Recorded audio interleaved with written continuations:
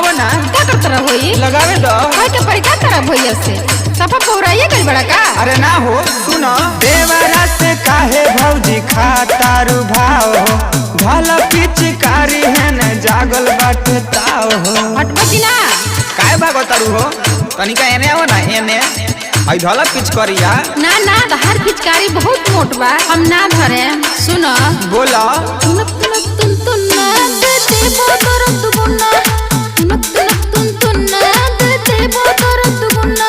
अरे ई का कहतारू ए भौजी चढ़ते फगुनावा तू जल बौराई छोड़ो हमर हाथ ना तो केहू आई जाई। अरे भौजी हरकतारू काहे हो तनी छुए दो ना ना ना हटो होने ललका हरिहर का हम बानी ले आइल रंग डाले खातिर भौजी बानी पागल आइल ना ए देवर हमरा रंग से बहुत एलर्जी बा।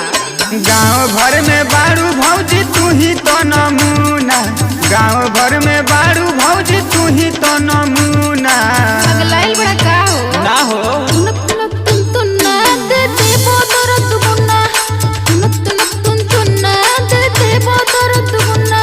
अरे भौजी काय भाव खाता भागो मत।